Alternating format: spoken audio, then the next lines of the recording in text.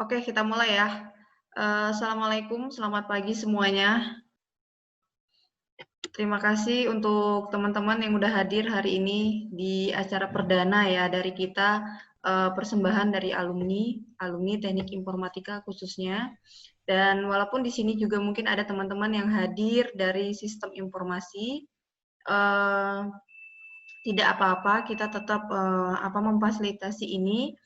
Walaupun kita di sini mengatasnamakan alma mater Teknik Informatika, tapi berhubung sistem informasi sendiri belum punya alumni, oke kita tetap bergabung menjadi satu di sini.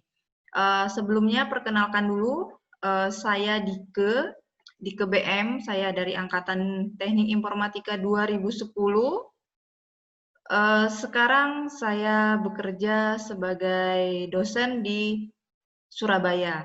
Nah, di acara ini, di kegiatan hari ini nanti akan ada pemateri utamanya, yaitu Azhar Firdaus dari Teknik Informatika 2009. Sesuai dengan topik kita hari ini, apa sih peluang pekerjaan bagi lulusan jurusan teknologi informasi. Nah, kita akan membahas apa saja peluang pekerjaan yang bisa kita dapatkan dari background pendidikan kita, yaitu teknologi informasi. Nah, sebelum memulai acara ini, mungkin saya akan menyapa ada beberapa alumni yang hadir di acara pagi hari ini. Mungkin nanti kalau saya panggil namanya, mungkin kameranya bisa di-on-kan ya. Di sini ada Robi Dian Putra dari Teknik Informatika 2010. Mungkin bisa say hello, Bang Robi.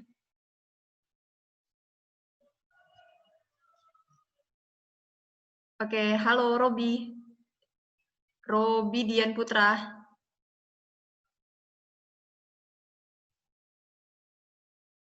Oke, saya skip dulu ya.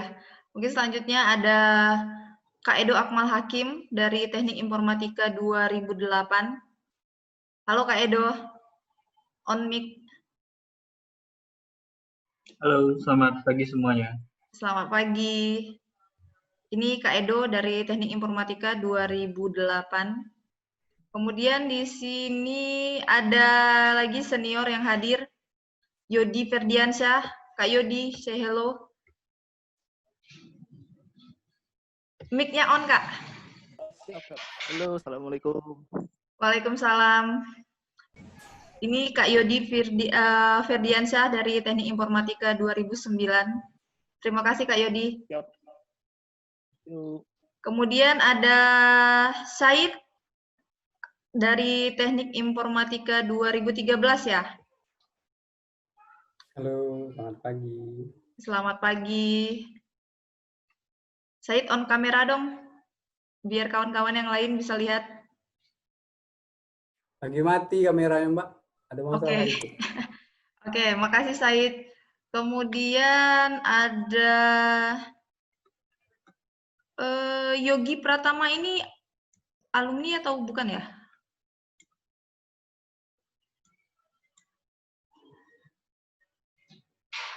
Oke, Robi Dian Putra.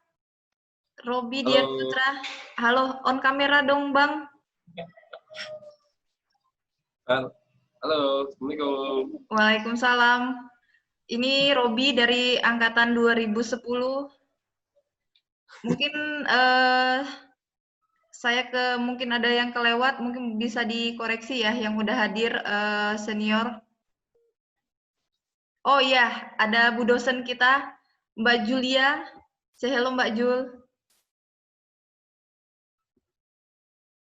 Halo. Mic-nya Mbak. Oh, bentar. Halo, Assalamualaikum semuanya. Waalaikumsalam. Ini Mbak Julia dari Teknik Informatika 2009, sekarang sudah menjadi dosen di UNIP ya. Selanjutnya di sini ada siapa lagi nih?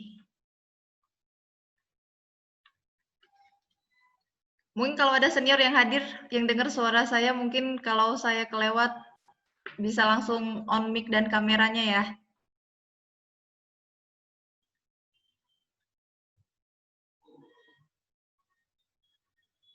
Oke, kelihatannya baru itu ya yang hadir. Nanti berjalannya kegiatan ini mungkin masih akan tetap ada yang akan hadir lagi, nanti akan kita sapa lagi ya. Nah, sebelum kita masuk ke acara inti, saya akan bacakan susunan acara kegiatan kita pagi ini. Yang pertama, tema dari acara ini sendiri yaitu peluang kerja bagi jurusan teknologi informasi. Kemudian, waktu penyelenggaraannya sesuai dengan jadwal seharusnya jam 10.00 sampai dengan selesai. Yang pertama, kita sudah melakukan pembukaan acara, kemudian selanjutnya yaitu perkenalan kita sudah lakukan. Kemudian yang selanjutnya yaitu materi penyegaran. Dari materi penyegaran ini sendiri mungkin akan saya sampaikan. Kemudian nanti baru masuk ke materi inti yang akan dibahas oleh Kak Azhar. Setelah itu nanti akan ada tanya jawab. Nah, untuk teman-teman yang hadir, khususnya yang adik-adik mahasiswa, bukan alumni ya, mungkin di akhir acara nanti kita akan bagi-bagi door prize, tapi khusus untuk adik-adik mahasiswa, tidak diperbolehkan untuk alumni. Jadi kalau nanti ada alumni yang dapat, oh mohon maaf, harus di-cancel hadiahnya ya. Baiklah, saya akan mulai di sini. Sebelumnya sesuai dengan tema kita hari ini ataupun topik kita hari ini yaitu peluang kerja bagi lulusan teknologi informasi. Nah, seperti kita ketahui sendiri, alumni dari teknik informatika sendiri itu sudah banyak. Program studi ini sendiri sudah berdiri dari tahun 2003. Nah, sudah menghasilkan beberapa lulusan dan sudah bekerja di beberapa company, kemudian ada yang berkarir sebagai dosen, kemudian ada yang berkarir di BUMN. Nah, dengan adanya acara dan kegiatan ini, kita harap kita para alumni dapat memberi pengalaman-pengalaman yang sudah kita dapatkan selama ini di dunia kerja, itu kita sharing kepada adik-adik kita yang ada di kampus. Tujuannya yaitu ingin membuka, memberikan pandangan ke adik-adik semuanya bahwa lulusan dari jurusan ataupun background teknologi informasi ini sendiri, pekerjaan ataupun peluang kerja yang bisa kita dapatkan itu sangat-sangat luas. Mulai dari sebagai programmer, kemudian analis, dan masih banyak lainnya. Nah, hari ini nanti akan diulas oleh Bang Azhar, tapi di sini saya hanya intermezzo dulu. Nah, bagi adik-adik sekalian, jika kalian misalkan menggemari suatu bidang di dalam jurusan teknologi informasi itu sendiri, jangan pernah merasa bahwa saya bisa melakukan ini hanya ada di Bengkulu gitu. Jadi kita harus punya mindset yang lebih luas bahwa walaupun kita kuliahnya ataupun letak kampus kita itu ada di daerah, tapi kita boleh punya target ke depan. Oh, saya pengen jadi programmer di perusahaan yang seperti apa, kemudian langkah-langkah apa saja yang bisa saya tempuh untuk mendapatkan pekerjaan tersebut. Nah, di sini sebelum nanti kita akan memasuki materi tersebut ke step by step-nya, karena ini nanti kegiatan akan kita adakan minimal 1 bulan sekali, di mana di setiap bulannya akan kita ganti topiknya. Nah, di perdana hari ini kita akan membahas tentang peluang kerja. Dari peluang kerja tersebut nanti akan kita jabarkan lagi apa saja bidang-bidang ataupun berkaitan dengan mata kuliah apa saja yang harus kita kuasai untuk mendapatkan pekerjaan tersebut. Jadi bagi adik-adik yang merasa saya merasa kok salah jurusan, masuk jurusan teknik informatika ataupun sistem informasi. Nah, sebenarnya bukan memberikan mindset seperti itu, tapi apa sih nanti setelah lulus saya itu bisa masuk ke dunia kerja yang seperti apa. Nah, hal-hal itulah yang akan nanti kita sharing bersama, dan kemudian seperti kalau misalnya teman-teman mahasiswa yang udah mengisi form pendaftaran, di sana kan kita udah ada bisa request topik ataupun materi apa yang harus kita bahas di pertemuan berikutnya. Nah, dari requestan itu nanti akan kita ulas, akan kita bahas kira-kira yang yang menarik ataupun pematerinya sendiri yang sudah siap untuk memberikan materi itu siapa saja. Mungkin itu saja sih dari saya, lebih dan kurang saya mohon maaf. Nanti kita langsung masuk ke materi inti yang akan disampaikan oleh Kak Azhar. Kak Azhar, waktu dan kesempatannya dipersilakan. Terima kasih. Oke, Assalamualaikum warahmatullahi wabarakatuh. Makasih ya, BM. Ya, by the way, BM bisa tes suara kita nggak? Terdengar nggak di tempat BM? Oke, suara jelas kok, Kak. Oke, karena itu mungkin ya, sifatnya online, jadi mungkin suara itu penting ya, jadi tidak terputus. Oke, di Siko, saya mencoba ya, istilahnya mempresentasikan lah peluang kerja, atau mungkin lebih tepatnya strategi sih. Strategi bagaimana mendapat pekerjaan atau mempersiapkan pekerjaan. Oke. Ya. Oke, screen udah oke ya. Sebentar. Gimana? Udah lama. Oke, udah kelihatan, Kak. Oke ya. Oke. Jadi ini tema judulnya itu strategi SWOT. Bagaimana SWOT atau SWOT membantu para mahasiswa atau mahasiswi dan alumni teknik informatika dan sistem informasi dalam menyikapi persaingan kerja. Ya, jadi sebenarnya SWOT itu kepanjangan dari strengths, weakness, opportunities, threat. Itu sebenarnya udah framework strategi yang udah lama sih dikembangin. Kurang lebih secara definisi singkat aja itu adalah plan yang strategik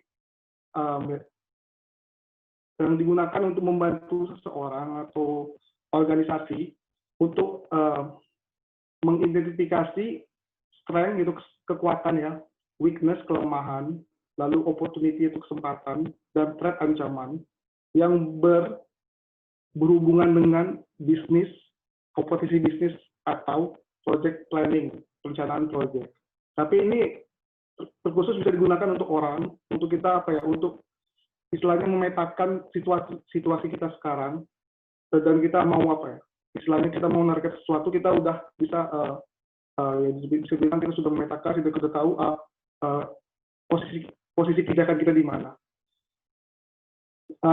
Jadi SWOT ini menganggap ya bahwa strength dan weakness itu adalah internal dari organisasi atau individual.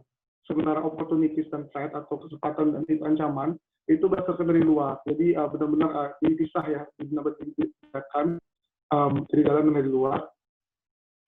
Jadi kalau strength itu kurang lebih itu sebuah karakteristik dari bisnis atau project atau mungkin seseorang itu yang memberikan keuntungan, kelebihan dari para kompetitor atau mungkin ya kalau bisa dibilang itu lawan lah.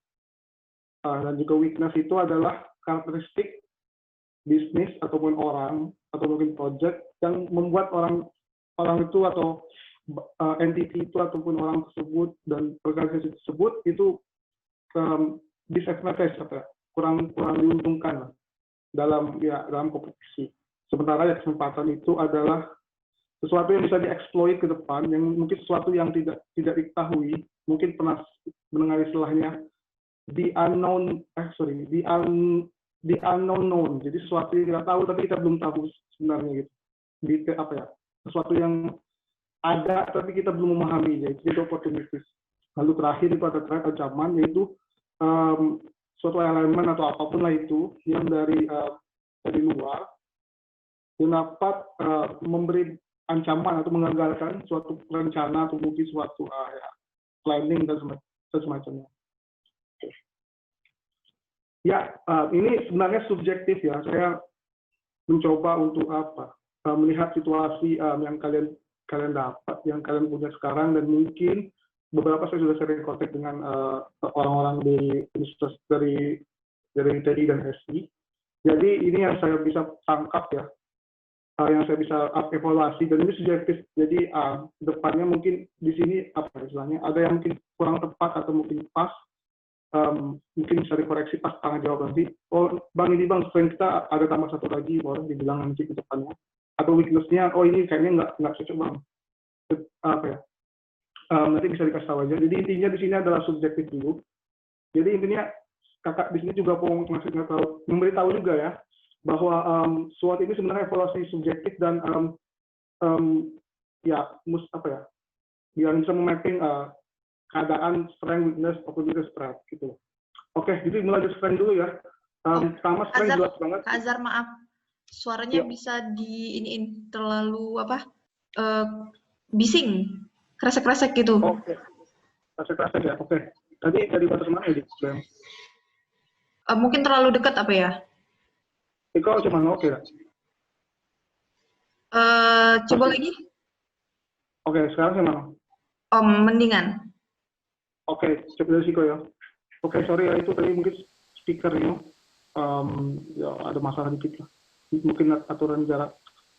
Oke, balik lagi ya. Jadi selain kekuatan itu pertama kurikulum, silabus, jurusan TI dan sisi informasi.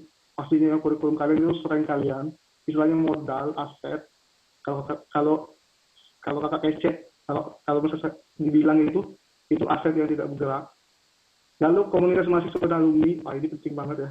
Jadi don't walk alone, belajar dari yang lain, terutama yang lebih pengalaman dan lebih tahu, itu membantu sekali ya.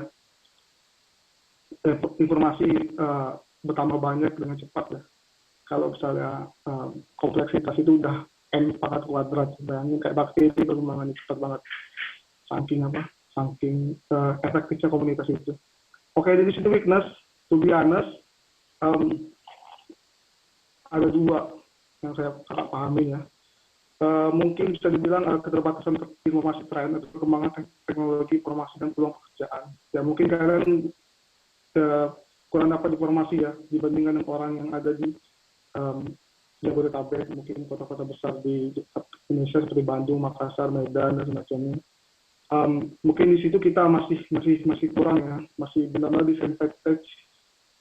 Dan juga ada lagi itu mungkin beberapa orang ada yang nggak sadar, mungkin ada yang juga sadar, tapi beberapa mungkin tidak sadar bahwa sebenarnya adik-adik ini yang sekarang kuliah ataupun alumni juga itu sebenarnya yang kayak promotor atau mungkin ya penggerak lah industri 4.0 itu ya. Jadi mau digitalisasi lah istilahnya.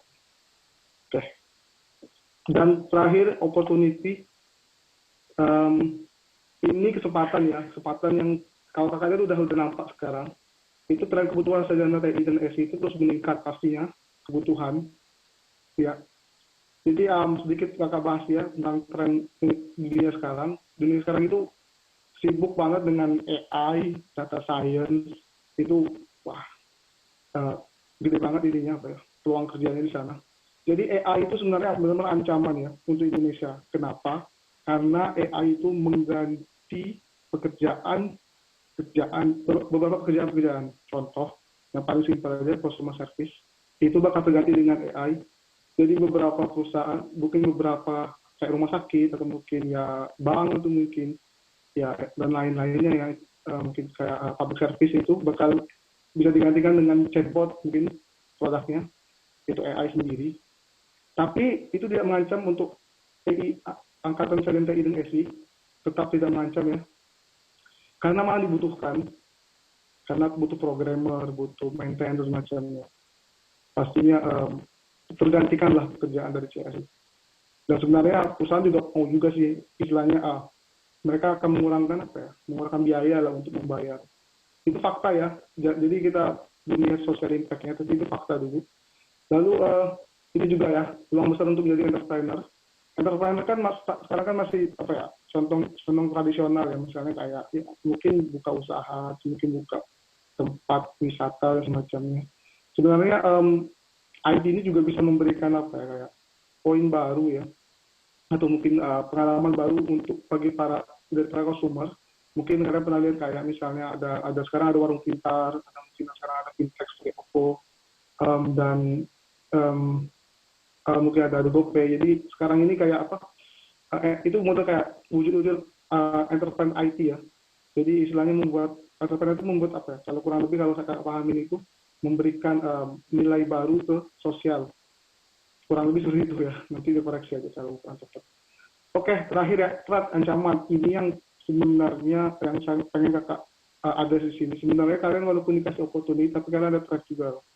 Apa ancamannya? Kalian punya dua ancaman. Kalau kalian lihat, pertama itu saat bersaing dengan orang-orang yang bersekolah, istilahnya dan bilang itu bersekolah di kota-kota besar. Jadi kalian harus istilahnya bersaing dengan mereka untuk dapat pekerjaan. Nah, jadi tujuan akhir di sini kakak juga pengen apa ya, istilahnya memberi materi juga, pemahaman juga. Sebenarnya dengan modal ini udah cukup, cuman nggak aware aja. Itu aja sih problem. Nah, kedua itu threat-nya itu persaingan dengan globalisasi. To be honest, sekarang pekerjaan IT itu yang profesional itu kebanyakan dipegang oleh negara lain. Contohnya India. India itu banyak rame gitu, terutama di kantor-kantor itu banyak tuh hampir setengahnya lebih mengisi posisi-posisi seperti ya, software engineer, DevOps, data engineer, dan semacamnya. Dan itu sebenarnya bisa jadi ancaman juga sih, karena ya bisa mengurangkan kesempatan kalian. Dan itu terjadi sekarang ya. Oke, di sini kakak coba kasih ya improvisasi SWOT, maksudnya itu apa yang bisa kalian improve di SWOT itu. Tapi karena SWOT ini banyak sekali ya. Jadi kakak batasin aja yang istilahnya yang bisa kalian terapkan langsung setelah kalian pulang selesai dari meeting ini. Jadi kalian punya mata pelajaran kurikulum kan, beberapa kan. Ini sudah ada tabelnya ya, sudah jelas banget. Itu ada tabel kolom pertama kemampuan, kurikulum universitas itu kakak bilang ya bisa bilang kayak kurikulum kalian belajar sekarang. Lalu ada di luar kurikulum, sesuatu yang kalian mungkin nggak dapat di universitas, tapi harus cari di luar, dan ada levelnya. Oke, jadi yang pertama jelas banget, jelas sekali yaitu dasar pemrograman. Itu penting ya. Pertama, itu hampir semua pekerjaan di IT membutuhkan pemrograman. Bukan hanya programmer loh, bahkan data science, data engineer, dan mungkin ya network engineer juga membutuhkan. Dan juga ini ada kemampuan seperti data structure dan algoritma. Ini penting juga. Nah, istilahnya must have skill, sesuatu yang harus kalian punya. Jadi kayak array, list, map, search, sorting algoritma itu mesti dipelajari, tahu juga ya. Dan tadi kelompatan, jadi untuk dasar pemrograman itu kalian udah belajar di PPL kalau zaman kakak, tapi sekarang mungkin ada yang kayak equivalent yang mirip atau mungkin beda tipis apa perbedaannya. Itu yang mengajarkan kayak algoritma, mengajarkan peruangan dan while semacamnya ya. Lalu ada struktur data algoritma, itu jelas ya, pasti udah tahu juga ya mata kuliah ini, SDA. Oke, lalu ada test unit, ini mungkin kayaknya baru ya kedengar ya. Test unit ini sesuatu sebenarnya yang wajib juga dimiliki oleh software engineer untuk untuk bisa digunakan untuk mengukur kelayakan suatu software. Dan saya kemarin udah bicara juga sih sama salah satu dosen dari FPI dan SI dan bilang ini salah satu yang belum ada. Dan ini kalau kata harap bisa jadi catatan aja sih, harus dicari manual di luar atau mungkin buat seperti silabusnya. Singkat aja sih gimana buat test unit, gimana tujuannya apa sebenarnya. Gitu. Lalu ini truth table dan join table. Ini mungkin ya sebenarnya kalian pelajarin, cuman mungkin belum tahu aja sudah teknologinya. Ini di matematika listrik. Truth table ini seperti mencari kenyataan dari suatu logika. Jadi misalnya mungkin tahu truth table ya yang ada true false macam yang lengkap itu. Ini sebenarnya bisa membantu kalian untuk mempermudah untuk dalam menyikapi bisa dibilang ada logika yang rumit, itu bisa disimpel dengan truth table.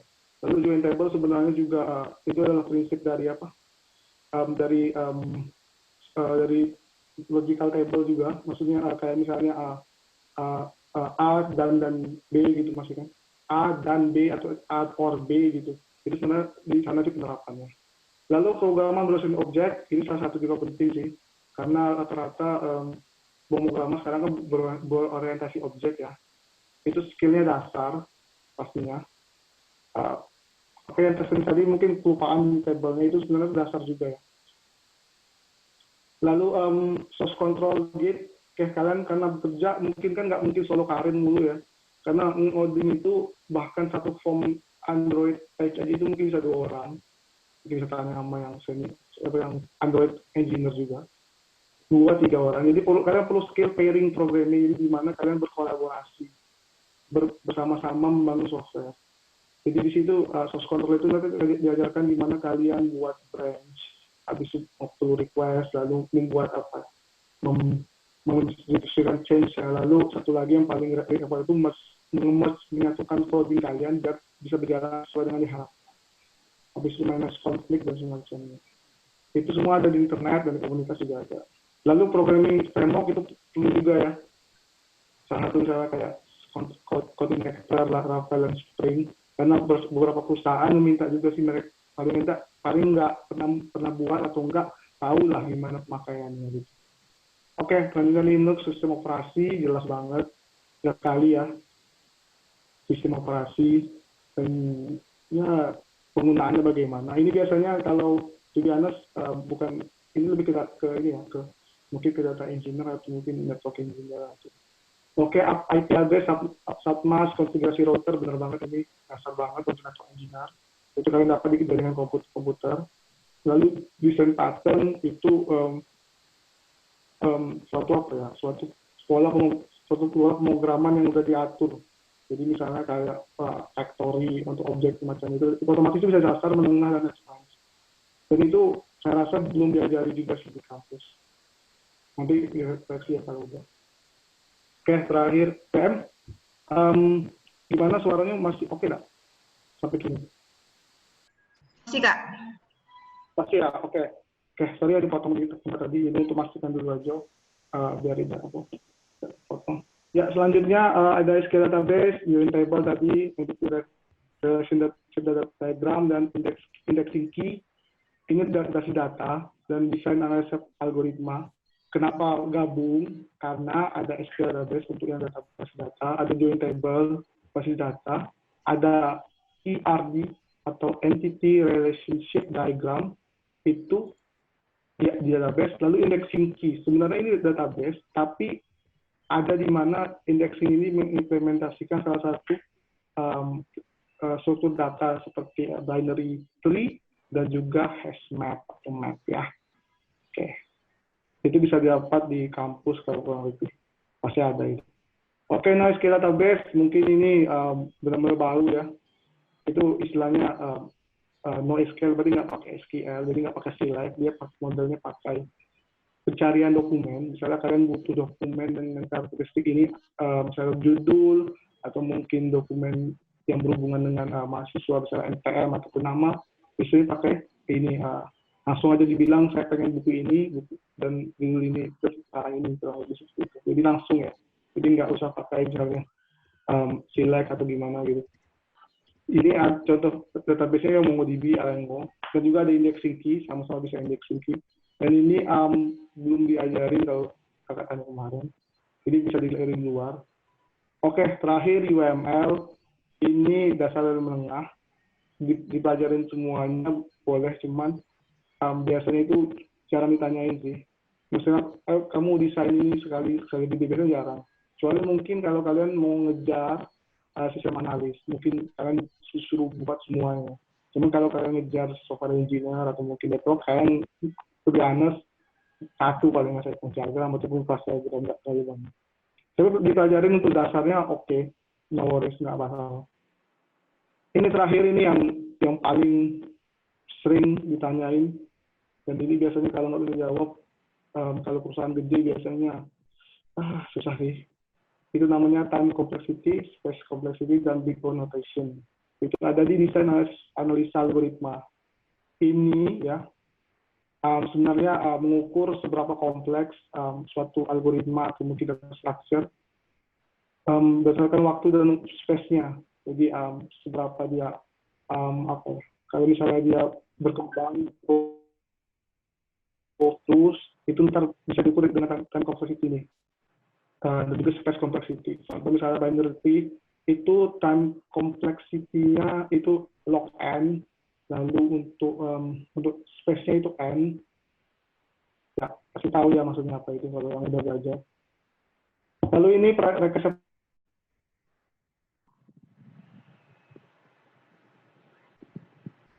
Sorry, Kak Azhar, suaranya hilang.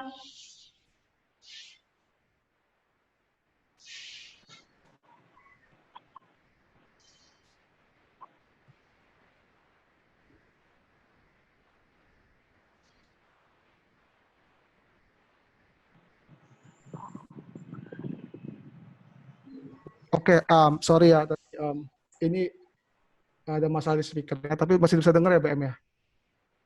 Lebih clear yang ini. Clear yang ini ya, oke, sorry ya. Ini masalah speaker sih, jadi tenang ada backupnya. Oke, lanjut lagi yang tadi ya. Ya, tadi waterfall, jelas banget tadi kan. Itu sebenarnya, jujur aja itu untuk dasar belum dipelajari, belum diimplementasi benar. Jadi kalian nggak usah terlalu mikir waterfall ini gimana cara makainya atau gimana gitu. Karena untuk dasar itu hampir nggak, kalian nggak bakal diberatkan di posisi itu. Itu biasanya yang ngerjakan biasanya udah posisi senior atau mungkin para planner lah. Mungkin sistem analis juga ada terlibat, tapi dia nggak sampai memutuskan juga. Jadi ada waterfall, agile. Agile ini loh yang paling tren istilahnya. Kalian bergerak dengan sprint dan juga saya bilang sprint task gitu ya, kurang lebih. Ntar cari aja ya agile metodologi development gitu. Oke, dulu domain driven development ini mengembangkan software berdasarkan domainnya. Contoh misalnya kalau di perusahaan itu ada user, ada transaksi, ada mungkin ada credit risk kalau misalnya di bank gitu kan. Jadi misalnya berdasarkan domain, itu biasanya memutuskan bukan orang junior ya, pastinya yang lebih dewasa, yang lebih senior lah. Oke, lalu terakhir itu ada ditemukan nih manajemen sistem informasi. Ya. Lalu terakhir itu SOAP, REST, Client Server Programming. Tapi yang paling penting itu REST. Kebanyakan sekarang karena SOAP udah hampir ditinggalin. REST ya pastinya. RESTful itu tahu ya. Itu kayak GET, yang post, put, dan semacamnya itu ya. Itu sistem terdistribusi. Jadi misalnya gimana caranya sistem itu terdistribusi dan bisa saling berkomunikasi, bekerja, menghasilkan suatu ya produk. Microservice salah satunya itu yang menggunakan REST. Oke, dan pemrograman lanjut, dan ini yang berhubungan, kalau kalian pengen jadi senior, kalian mengerti memory management, kalian bisa ngatur objek, kalian bisa mengatur flow program dengan baik, dan kalian bisa ngedebug software itu dengan apa ya? Dengan cara yang lebih elegan gitu dan semacamnya ya. Jadi ini sebenarnya kalau pemrograman lanjut, to be honest, kayaknya harus mungkin ambil S2 atau mungkin ya kerja dulu lah. Tapi ini nanti next setelah kalian kerja dipikirkan. Jadi saya buat menengah dan tinggi ya. Oke, ini sih kurikulumnya. Yang improvisasi strength yang kurikulum yang kalian bisa tingkatkan, kalian pelajaran lagi. Tapi mungkin ada masukan, kakak open sih. Misalnya ini kayaknya bisa ditambahin apa dari teman-teman senior juga mau misalnya mengisi table ini, oke, bisa bisa kita diskusikan lagi. Oke, ini yang weakness kalian ya, yang istilahnya kalian yang to be honest masih pengen kita kita tutupin, karena weakness itu dengan threat itu biasanya jangan sampai saling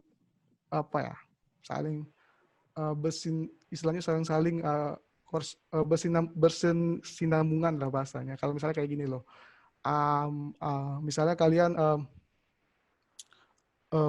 bersaing dengan orang luar negeri, tapi kalian nggak bisa bahasa Inggris, itu kan weakness-nya pas banget, kena banget. Dan itu benar-benar kalau misalnya main game itu critical hit loh, sakit banget, hampir nggak bisa lagi bangun, susah itu untuk bersaing. Kalau benar-benar pas gitu ya, posisi weakness dengan posisi threat-nya. Jadi kita improve dikit ya. Misalnya kalian memperbaiki resume, itu biasa jelas banget ya. Jelas sekali, resume harus diperbaikin. Oke, usahakan jangan terlalu banyak warna, cukup kayak 3 warna. 2 warna sih cukup, kayak 2 warna. Hijau dengan putih oke, biru dengan putih oke, hitam dengan putih oke. atau mungkin hitam, abu-abu putih. Jadi nggak usah rame-rame gitu. Lalu menulis resume dengan XYZ framework yang dipromosikan Google. Ini yang kakak pakai sampai sekarang ya. Dan ini lumayan ampuh juga untuk istilahnya mendeskripsikan apa yang kalian udah kerjakan. Itu kalian bisa Google aja ya, XYZ framework ada. Lalu memperbanyak relasi pastinya, penting banget. Lalu mempelajari sesakma apa yang job desk-nya apa aja. Sesuai nggak dengan skill kalian, apa kalian udah punya atau belum. Kalau misalnya kurang basic 1 oke, cuman kalau sampai basic setengah itu kayaknya kalian harus consider lagi untuk apply pekerjaan tersebut. Lalu memperbanyak jam terbang proyek, ini penting juga, apalagi KP ya. Dan ini sebenarnya yang kalian agak weak juga sih.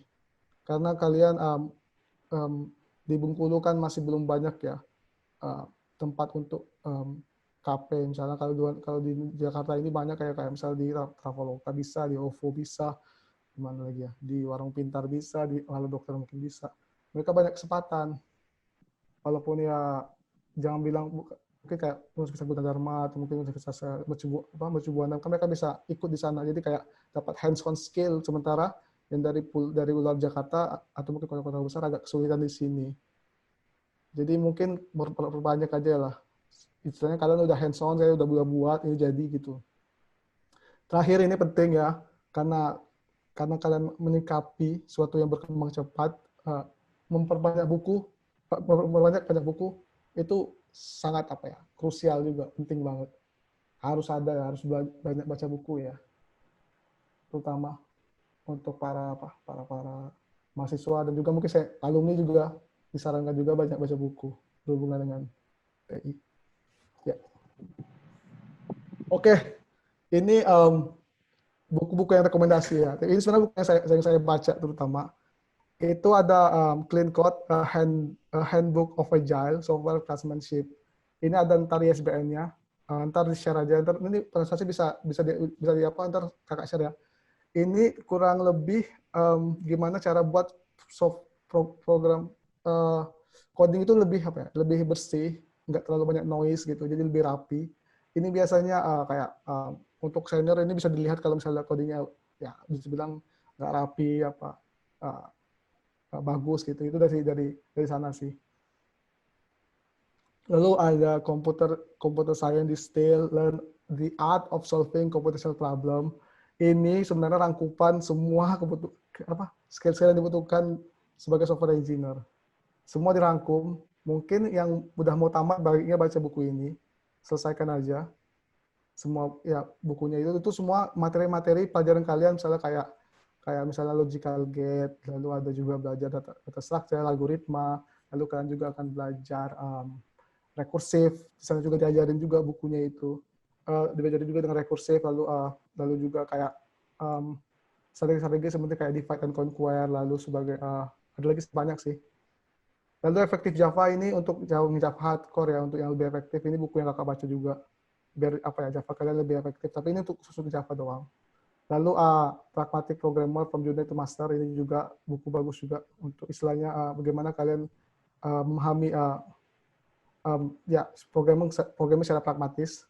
Lalu Thinking Fast and Slow, ya ini juga salah satu untuk kalian istilahnya bisa manage pikiran kalian dalam artian ketika kalian berpikir cepat dan lambat itu hal-hal apa aja. Jadi kadang-kadang kalau udah ngerti itu paling kalian misalnya kayak gini, kalau kalian misalnya lihat 1+1 kan itu mudah kan, jadi thinking fast. Sesuatu yang istilahnya sudah kalian pelajarin itu bisa dikategorikan thinking fast. Jadi di sini ngajarin kita istilahnya memindahkan yang dari awalnya slow karena kan belajar kan slow lambat berubah jadi fast cepat gitu. Jadi benar-benar time consuming-nya lumayan juga. Oke. Asik, oke. Terakhir ya, ini think like engineer, use systematic thinking to solve everyday challenge and unlock the inherent values in them. Oke, jadi ini buku tentang bagaimana kita sebagai seorang engineer, ya istilahnya membuat suatu produk, lalu gimana kita memberi value kepada suatu produk atau suatu barang. To be honest, teknik informatika, sesi informasi itu kalian itu akan dibuat jadi seorang engineer, ya. Programmer itu cuman sebutannya itu orang yang bisa coding. Cuman engineer itu yang solve problem. Ya. Jadi programmer eksekusi, software engineer yang apply. Jadi bagusnya kalian aim bukan jadi programmer, tapi sebagai software engineer. Bagaimana nge-solve, bagaimana suatu masalah itu kita selesaikan dengan konsep-konsep computer science, misalnya kayak data structure dan semacamnya. Contoh misalnya kalian mesti ingat kan kayak pakai Mozilla ya, pakai Google Chrome itu kan ada next, previous kalau kalian buka address bar atau mungkin kalian lagi browsing, kalian next kalian buka kalau undo kalian balik lagi ke page yang kalian cek sebelumnya. Ketika kalian mau redo balik ke depan lagi, itu berarti ngecek address atau alamat URL yang sudah kalian yang sebelumnya kalian undo. Jadi kayak ya pasti udah ngerti ya kan, kayak back, forward gitu ya. Itu sebenarnya implementasi dari bisa dibilang implementasi dari struktur data yang namanya QE atau mungkin bisa stack macam-macam ya, tergantung gimana implementasinya. Jadi itu sebenarnya kurang lebih produk dari solusi data structure ini gitu. Jadi benar-benar solve problem kan. Ini salah satu itu sih. Dan banyak sih sebenarnya kalau kalian cari lagi masalah-masalah mungkin kayak game, kalian tahu kan kalau sebenarnya game itu kalau misalnya kayak Dota, kalian nggak bisa nyentuh pohon. Itu sebenarnya, kayak komputer kalau AI itu dia kalau misalnya ada pohon dia pasti menghindari. Itu sebenarnya dia pakai algoritma ASTAR. Itu kan algoritma kan, lalu diimplementasikan di software, di pemrograman kayak gitu. Jadi nge-solve problem gimana caranya kalau AI ini kalau misalnya dia ada pohon atau benda objek yang tidak bisa dilewati, itu dia akan mengelak gitu atau membuat jalur lain. Ya, kurang lebih. Oke, ini pekerjaannya. Banyak ya. Ternyata ini sebenarnya yang istilahnya di luar dari kalian bekerja sebagai saya bilang kayak apa dibilangnya? Kayak non PNS lah ini ya, non PNS atau bilang kalian enggak jadi S2 lagi gitu. Ini optionnya di sini. Kalian langsung kerja dapat gaji yang semacam di sini ya. Pertama software engineer, tahunya pastinya. Ini yang paling mainstream. Ada front end, Android, iOS, HTML, ya website juga lah. Lalu ada back end, itu bisa hampir semua bahasa pemrograman, Java, Golang, Python, PHP, dan juga Spring ya untuk framework-nya. Lalu ada full stack, itu Ruby on Rails, ada Django. Itu Django ini punya Python. Ruby on Rails ini punya Ruby. Oke, lalu ada quality insurance ini yang istilahnya kalau kalian nggak terlalu fashion dengan coding, kalian bisa jadi quality assurance, kalian bisa memastikan software itu sesuai dengan ekspektasi. Jadi terbagi dua, ada integration test, ini benar-benar nggak ada coding, jadi kalian buat buat test case, buat skenario gitu, nanti coba benar atau nggak salah, atau kurang lebih seperti itu. Otomasi, ini biasanya pakai coding juga, mau nggak mau ya, karena kan mengotomasi suatu software, itu biasanya kalau kalau misalnya di suatu sistem yang istilahnya yang staging ya, itu istilahnya staging itu bahasanya sistem copy dari production tapi bukan production tapi mirip. Jadi itu dites terus pakai otomasi, benar nggak? Maksudnya ada terhubung nggak API satu sama lain. Network engineer ini ya kalian setup jaringan, memastikan jaringan itu bisa saling terhubung, memasang satunya firewall dan semacamnya, dan software-software yang berhubungan dengan network. Ada DevOps, development operation. Ini yang istilahnya gabungan dari network engineer dan software. Jadi kalian membantu mempermudah proses build, release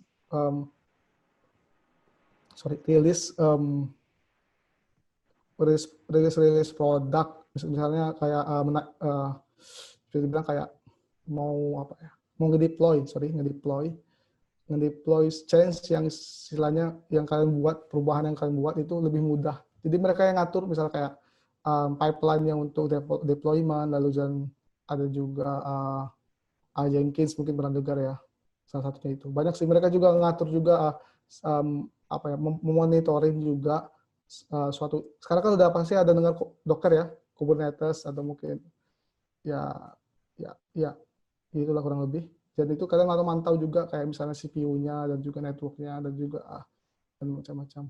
Database administrator ini yang to be honest kakak belum bisa jelasin pasti. Yang jelas mereka itu ngatur ya database nih, jadi adminnya gitu kurang lebih. Jadi kalian bisa ya ngatur. Tapi kakak belum bisa jelasin pasti karena belum pernah kerja di sini sih.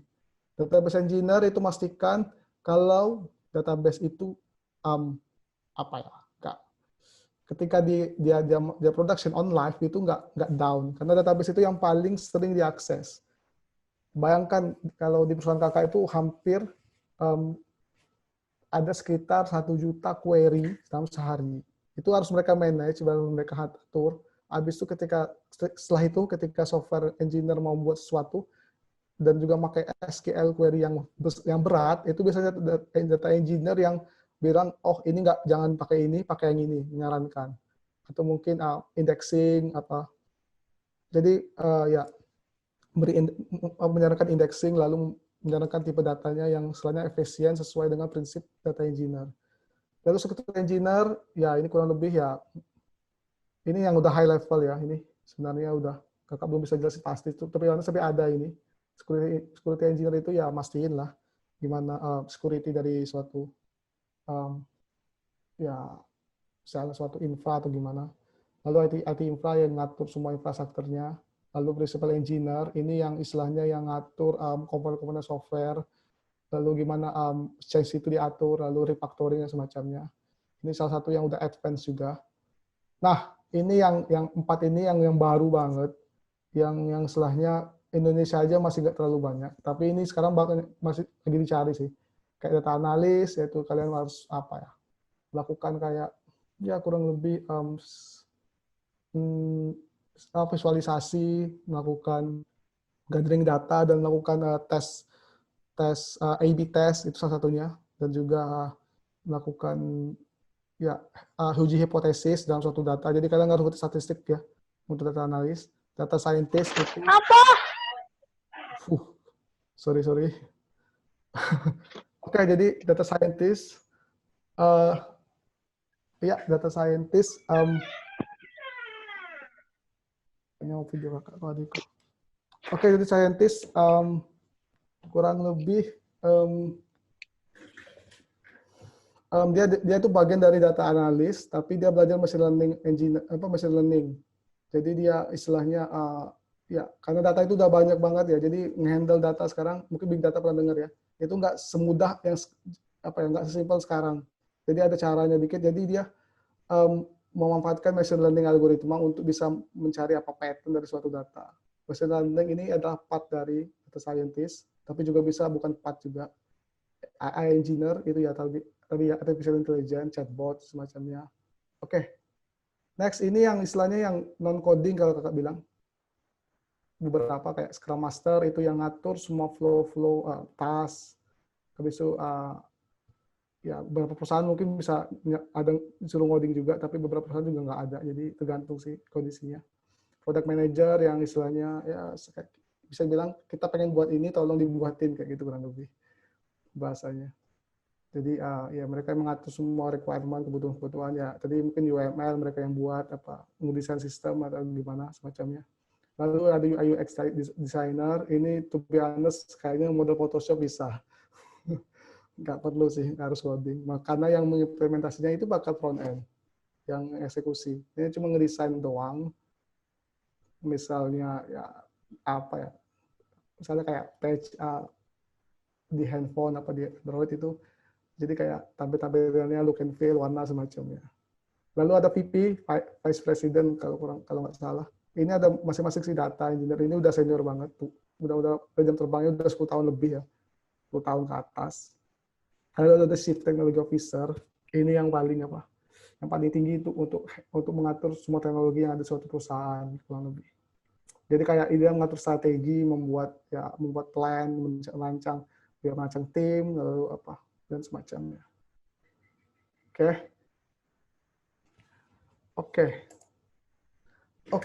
Ini kayaknya kurang lebih seperti itu sih yang bisa kakak sampaikan. Jadi SWOT tadi yang improvisasi itu nggak bisa semuanya karena lumayan lama. Ini aja udah berapa menit, Rem? Udah berapa menit ya kakak ngomong? 45 menit, hampir 50 menit sih. Nah, ini udah lama kan, banyak kan. Kalau mau dirantu satu-satu. Jadi ya untuk yang misalnya yang kurang jelas atau pengen istilahnya pengen lebih tahu lagi, bisa mungkin tanya jawab aja. Ya, BM ya. Oke, untuk rule tanya jawab nanti bisa komen dulu. Kalau mau tanya silakan tanya, nanti akan saya panggil siapa yang mau bertanya, kemudian on-kan kamera dan mikrofonnya. Oke ya. Dari pertanyaan itu nanti akan dipilih beberapa pertanyaan yang bagus untuk diberikan giveaway. Nanti giveaway-nya ada dari pemateri sendiri dan ada sponsor dari bagi code. Itu disponsori oleh Robi 2010 ya. Itu nanti ada 3 voucher. 3 voucher senilai 350.000 untuk 3 orang. Wah, serius. Nah, Oke, jadi mantap rugi nih. sekali kalau adik-adik mahasiswa tidak mau bertanya. Oke, silakan sesi tanya jawab kita buka ya. Silakan berikan dulu komen, tulis, tanya di komen, kemudian nanti akan saya panggil.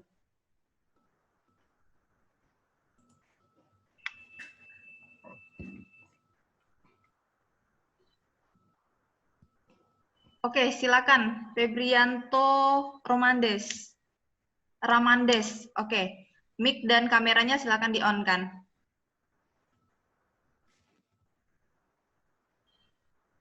Mic-nya. Belum kedengaran, Febri. Halo, Febri. Belum. Coba nggak usah pakai headset.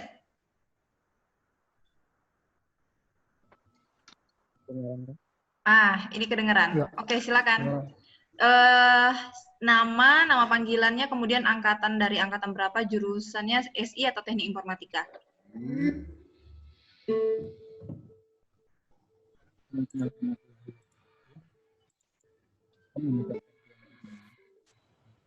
Sorry, Febri nggak kedengeran.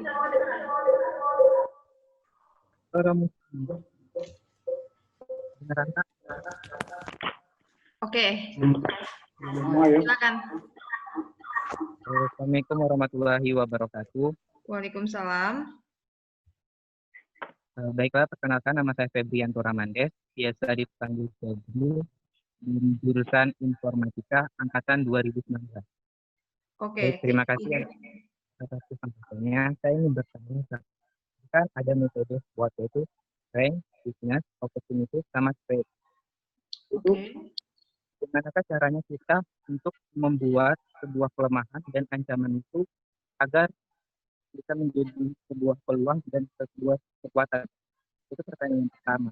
Yang kedua, dari sekian banyak pekerjaan yang kakak jabarkan tadi, bagaimanakah cara kita untuk memfilter dari beberapa pekerjaan agar pekerjaan itu sesuai dengan yang kita inginkan? Dan yang ketiga, pertanyaan yang membuat saya penasaran itu biasanya gaji dari pekerjaan-pekerjaan di bidang IT itu seberapa besar kan? Nah, kan itu kan pekerjaan yang kakak jabarkan tadi itu merupakan pekerjaan di bidang non-PNS.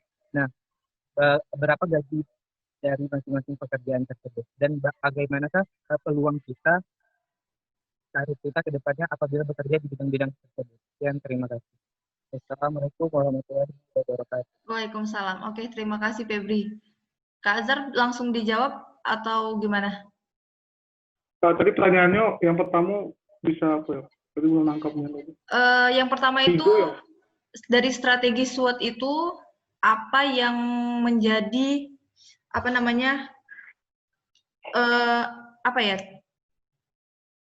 Halo? Iya, halo. Oke. Gimana, Mbak?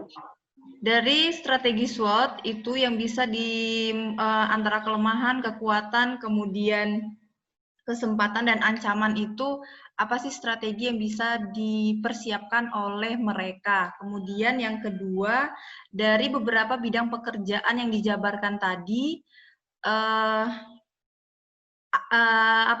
aku nangkapnya itu salary yang didapatkan dari pekerjaan-pekerjaan tersebut itu berapa? Wah, oke. Kita coba jawab ya semampu kakak ya.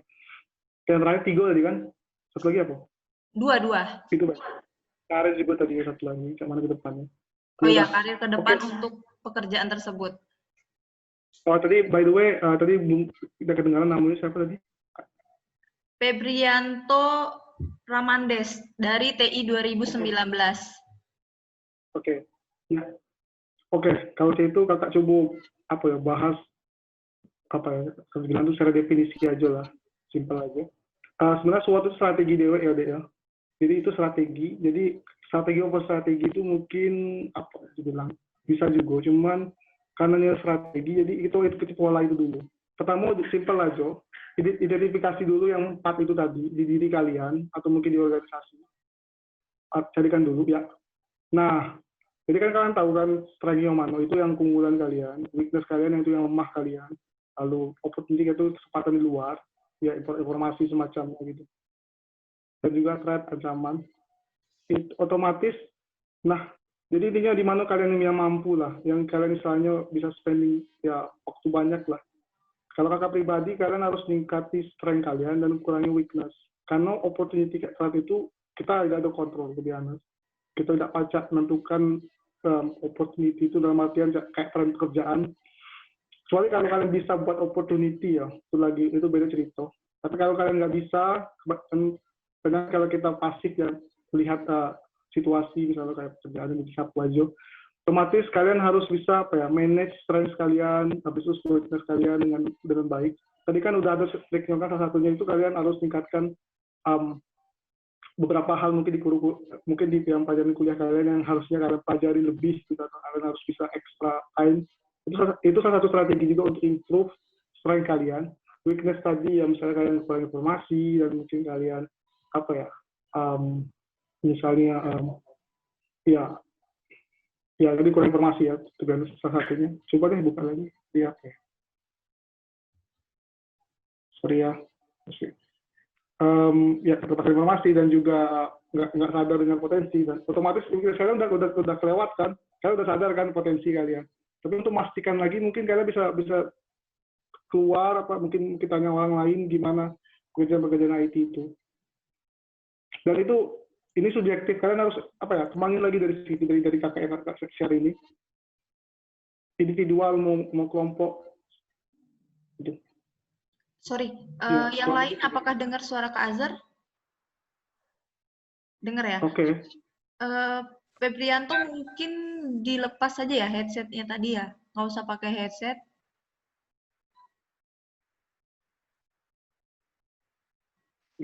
Oke, silakan Kak Azhar dilanjutkan.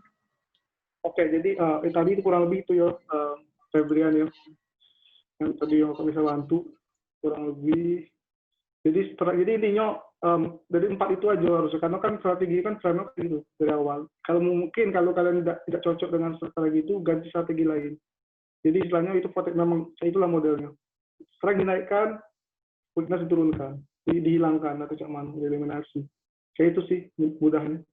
Jadi internal dulu baik, dari diri kalian dulu. Berarti kalau yang eksternal opportunity threat itu kalian harus bisa istilahnya optimalisasi dengan ya buat opportunity atau mungkin hilangi threat langsung gitu. Oke, lalu salary tadi kok sensitif loh. Apa salary ya? Kayak kita patokannya dia buat tabek aja ya kakak kerja ya. Itu kalau salary mungkin range-nya aja Kak. Range aja ya kali ya. Kalau junior itu junior itu kalau perusahaan-perusahaan yang mid aja, yang istilahnya yang tidak terkenal ya, tapi biasa aja terus bisa kerja. Itu kalau junior itu masih UMR pasti. Tapi biasanya itu kadang-kadang mereka itu orang pindah perusahaan baru pajak sesuai gaji gitu. Mungkin ada yang kerja-kerja bisa Kak Becky tahu juga, mungkin Kak Tobi Dian Putra, dan juga mungkin Said tahu juga itu pasti pergi keluar Ada perusahaan yang gaji. Jadi kalau udah setahun lah, oke, malah matang, pindah, bisa aja. Dan kalau perusahaan yang bonafit, yang besar, yang namanya Elo itu, kalau junior itu dari 5 sampai 10. Kalau mid 10 sampai 20. Dan kalau senior 20 sampai 10. Oke, kurang lebih itu. Tapi itu belum benar gitu. Itu baru proyeksi kakak aja ya. Semoga aja benar, semoga aja salah. Tapi kan itu mimpi soalnya. Aduh. Soalnya not bad lah kan, gitu. Ya. Dan karir depannya tenang aja. Selagi kalian tidak apa ya, tidak melakukan hal-hal yang tidak aneh-aneh macam-macam, go with the flow, ikut aturan hukum semacamnya, insya Allah kalian bisa kerja sampai 50 tahun. Mungkin kalian senior, jadi apa? Jadi manajer, mungkin jadi apa? Manajer di Sumatera kan, satu Sumatera, general manager, itu juga ada bocoran kata gajinya besar. Kalau 10 tahun, 20 tahun. Apalagi kalian nak buat software dewe, aku nak jadi project, aku jadi buat manage, buat project dewe lah, sebenarnya gitu. Cari project, habis itu buat tim, gitu kan. Oke. Ya. Oke, intinya bekerja di bidang IT itu pasti hidup ya. Nggak mungkin nggak bisa makan, dan pasti karirnya akan naik terus. Dengan syarat kita masih terus melakukan pengembangan. Maksudnya selalu ada sesuatu yang baru kita update dan update. Karena kalau kita lihat dari sekarang itu kan dunia digital itu makin maju, kian hari semuanya itu dikendalikan semuanya melalui teknologi.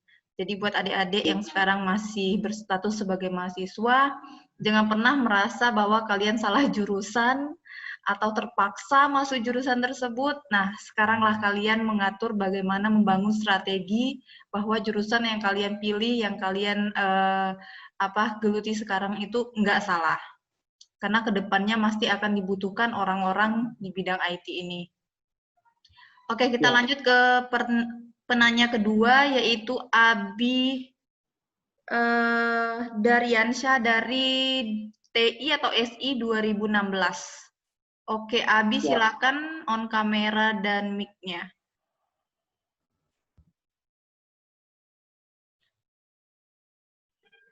Oke. Silakan, Bi.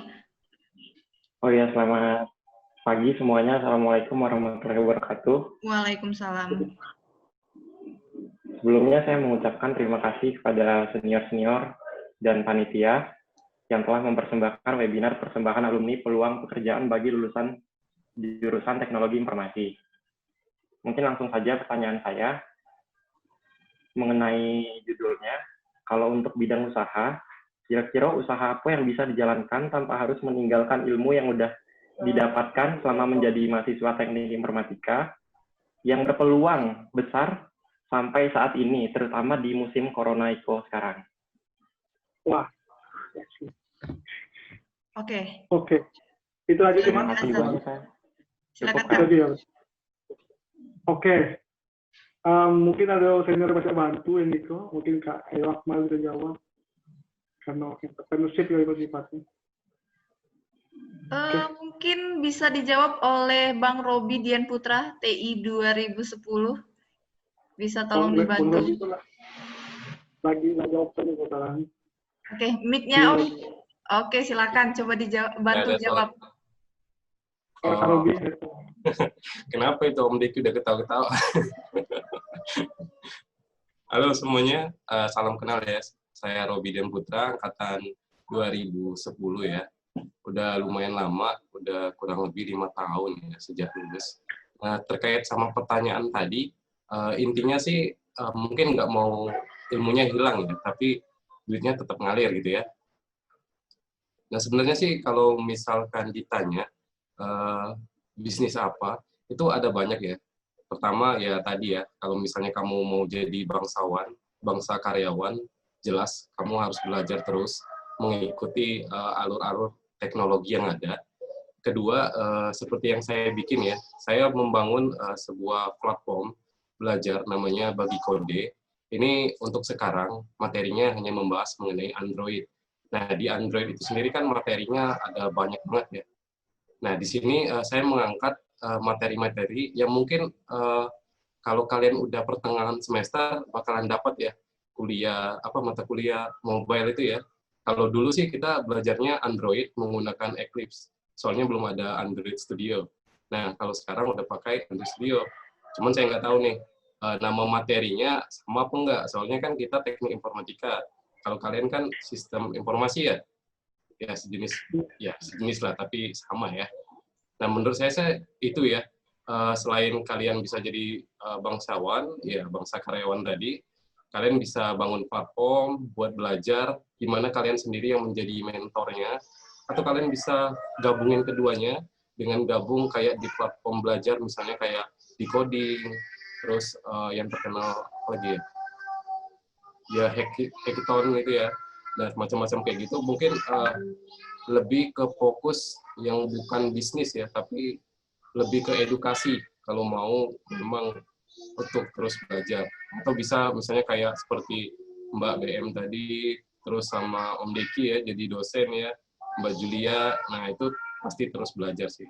Itu aja sih kalau yang bisa saya bantu. Gimana? Udah cocok nggak?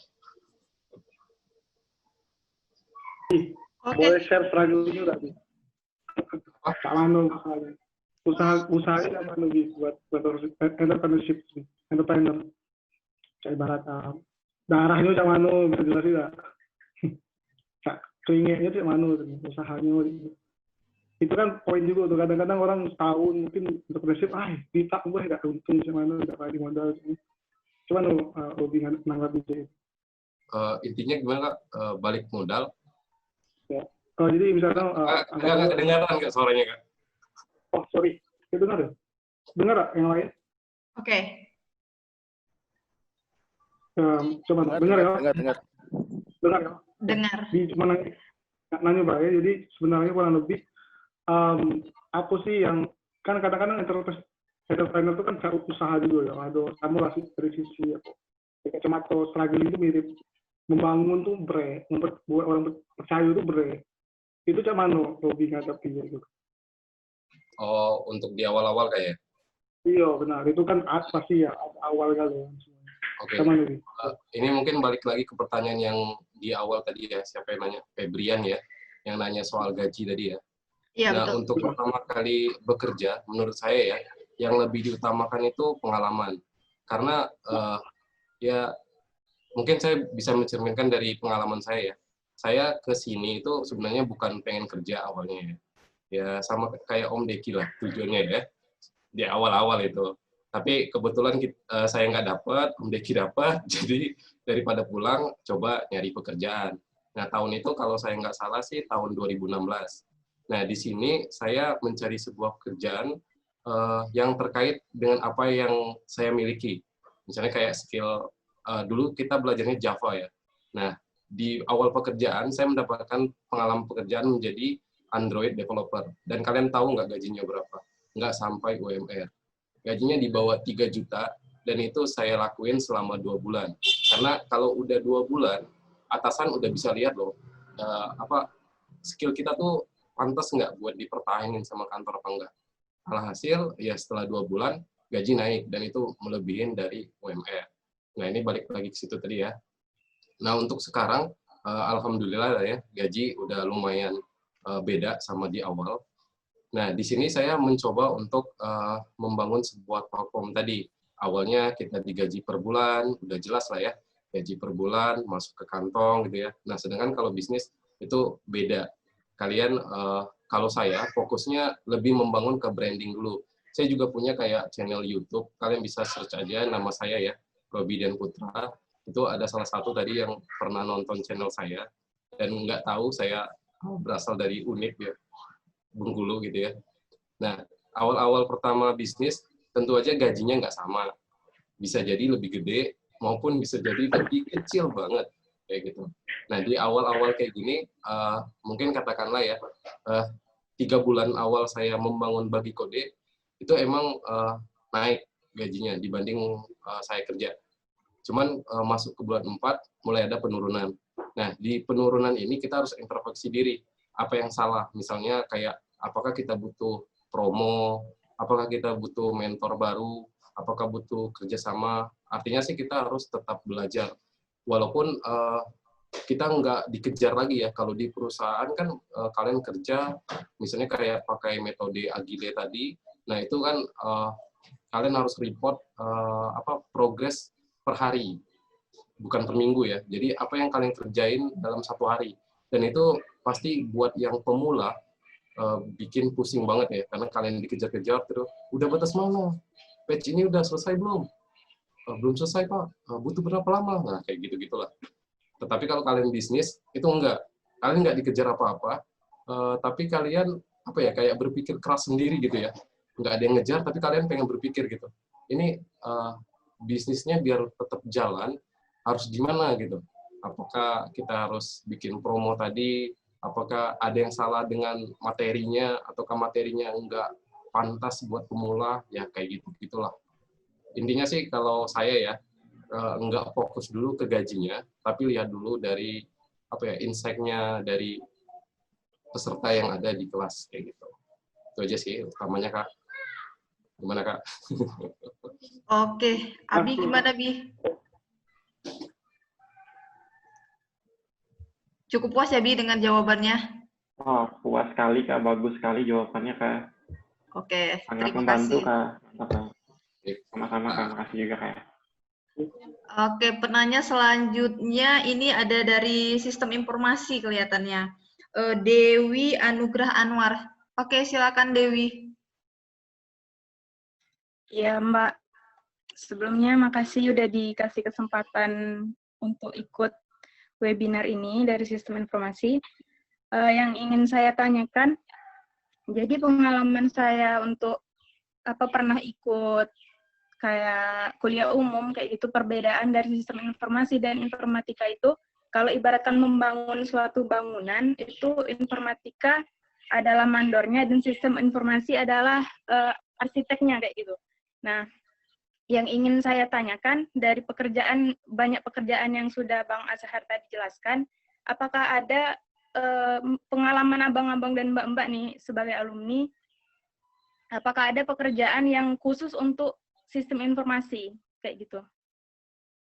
Mohon dijelaskan. Oke, terima kasih Dewi. Deki pada jawab Deki. Mungkin bisa dibantu sama. Ada yang bisa dibantu jawab? Tadi pertanyaan tadi mungkin beda nih. Ada pernah pengalaman nggak sebelumnya Deki? Ada sih, ada pengalaman dikit sih kalau di SI. Perkenalkan dulu, saya Deki Satria, alumni tahun 2010 sama seperti Robi tadi.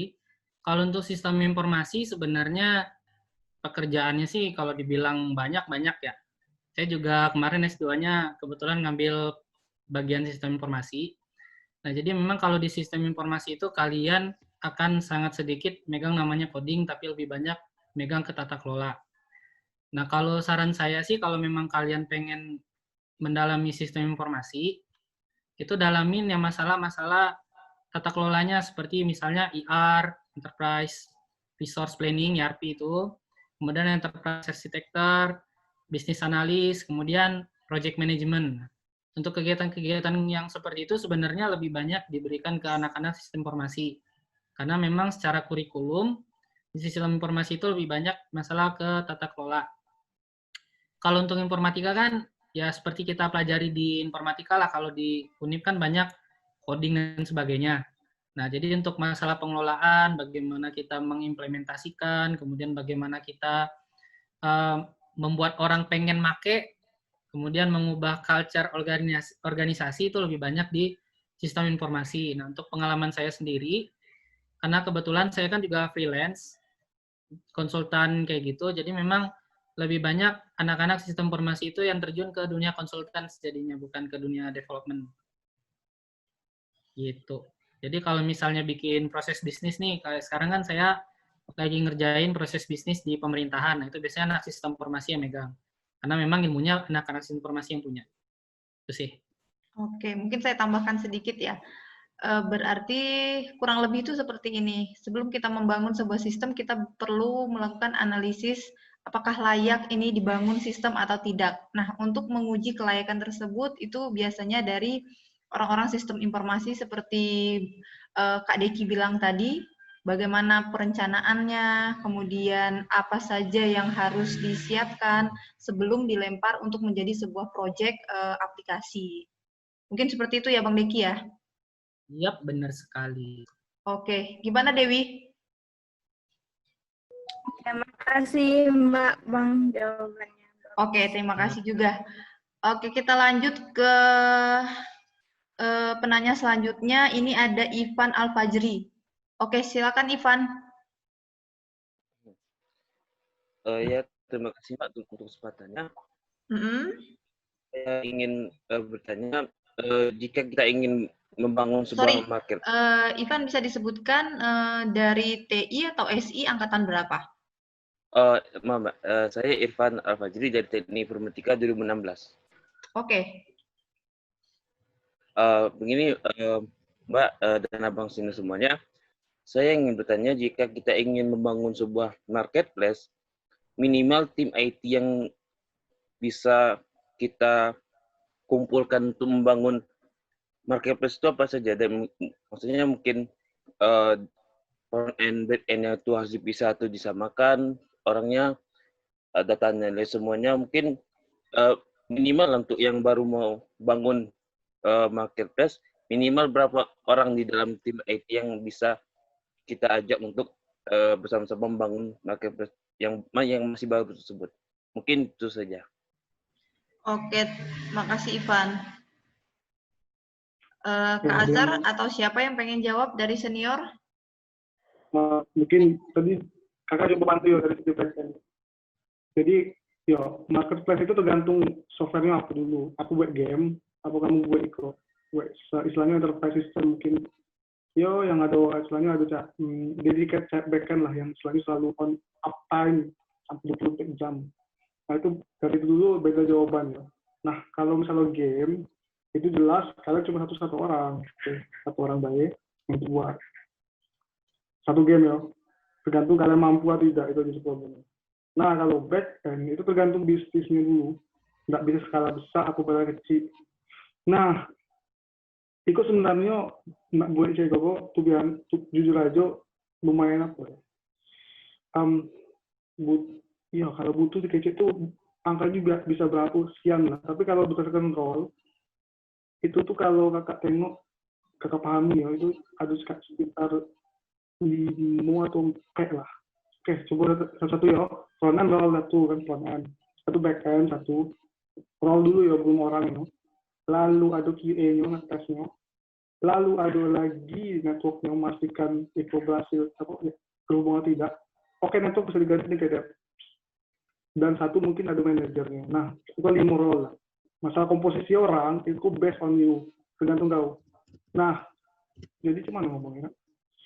Kau masalah apa ya? Masalah kalau kalian nak buat apa nah? Setelah itu sustain nggak ke depan bakal dipakai nggak sama itu kan harus pikirin juga. Jadi memang nggak berat juga. Contoh warung pintar kan yang buat warung berarti digitalisasi.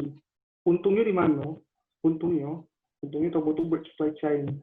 Jadi intinya warung pintar itu provide segala barang-barang yang ada pasti di situ warung. Jadi dapat di situ otomatis itu gantikan posisi warung-warung yang istilahnya sering kalau misalnya ada warung bosnya lah atau suppliernya lah. Jadi hilang kan. Jadi diganti ke warung pintar itu. Nah, kalian harus pikirkan juga macam mana sustain itu yang kamu buat lo. Kalau nggak sustain, ya sudah buat aja cukup itu aja cuma target kalian. Habis itu tidak bertahan. Nah, misalnya ya memang agak berat sih karena ID itu kan kamu harus modal dulu.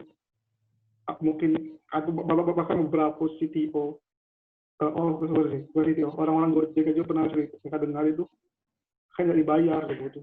Kan. Atau mungkin tak kejujuran karena komputer untuk bayar hidup semacam. Jadi benar-benar kalau komposisi orang itu role itu bisa tergantung kamu lihat sama mana. Agak ada pacar ngasih tahu spesies mungkin yang SI dipaham itu. Tapi jelas 5 role itu baik itu kurang lebih lah cukup lah. Ya. Mungkin ada yang lain, Diki atau mungkin Diki atau mungkin Robi bisa jawab, nambahin kurang. Mungkin Bang Adi Baskoro bisa bantu jawab.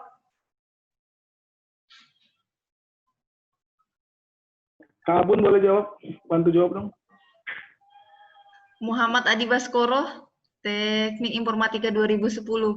Mungkin Bang Adi bisa bantu untuk jawab, ngelengkapi jawaban yang tadi.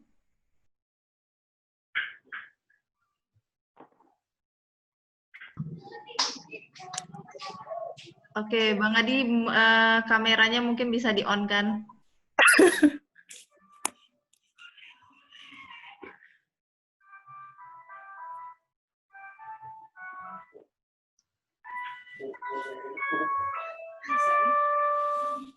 Yo, Bang Adi.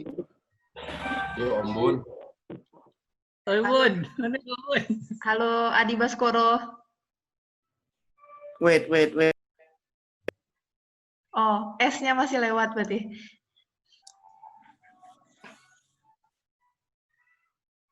Oke, Bun. Ya udah. Oke, Bun. Halo. Coba yang tapi mic-nya on, Mbak. Sibuk dia. Halo, Bun. Kabur. Bentar lagi nyeting di HP. Itu kedengeran kok suaranya. Mungkin bisa dibantu pakai audio aja, Bun. Oh, oke. Jadi intinya kalau mau masuk di dalam bisnis dunia IT itu yang pertama sih kita harus membangun attitude sama image sih. Karena pada dasarnya dunia IT itu sempit. Misalnya kita pertama bekerja di perusahaan A. Bisa jadi ketika kita resign nanti pindah ke perusahaan B pasti bakal ketemu dengan orang-orang yang mungkin dulu pernah setim sama kita. Jadi diusahakan jangan membuat suatu kesalahan yang membuat nama kita menjadi rusak. Ya, misalnya kita bikin masalah di perusahaan A. Nah, terus kita kan resign pindah ke perusahaan B. Pasti nanti perusahaan A itu akan memberikan referensi gitu. Oh, si A itu ya nggak usah bekerja sama si A karena dulu dia pernah bermasalah ini. Jadi sebenarnya relasi itu juga penting. Kemudian untuk masalah passion ya, mungkin kadang kita bekerja ingin sesuai passion. Oh, passion saya bukan di pemrograman, jadi saya tidak mau bekerja yang berbau-bau coding. Namun pada kenyataannya terkadang banyak pekerjaan atau loker mungkin yang membutuhkan skill untuk programming. Nah, di sini kita perlu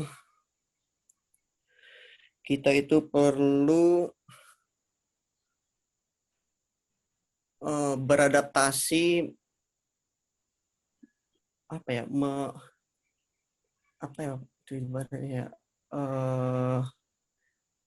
kita harus membuka mindset kita bahwa mengapa kita tidak menciptakan passion yang baru, mengapa tidak mengubah ngoding atau programming itu passion kita. Jangan membatasi diri kita bahwa, aduh, ngoding itu susah, saya nggak bisa ngoding. Sehingga dengan pemikiran seperti itu, potensi kita mungkin yang terpendam menjadi terbatasi. Jujur dulu, saya waktu kuliah di IT, ya memang kurang suka ngoding gitu ya. Skripsi pun saya mungkin mengambil membuat media pembelajaran dengan menggunakan animasi 3 dimensi yang dulu saya pikir ya itu mungkin passion saya di desain grafis, dan saya kurang jago lah di ngoding. Tapi kenyataannya pada saat turun setelah lulus kuliah, aduh, lowongan pekerjaan yang banyak ngalah ngoding. Ya udah, saya nekatkan diri untuk menjadi programmer, dan ternyata jadi programmer itu tidak buruk juga. Ya, saya berusaha membuat ngoding itu menjadi passion saya.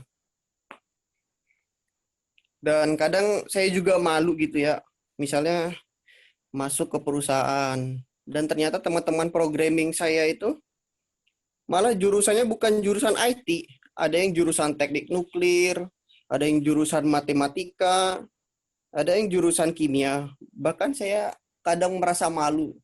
Ya Allah, kok mereka bisa ya jago gitu, padahal mereka bukan jurusan IT. Saya yang jurusan IT gini malah malah tidak menguasai yang seharusnya saya kuasain seperti itu. Ya, jadi berusaha menciptakan, meng-create mindset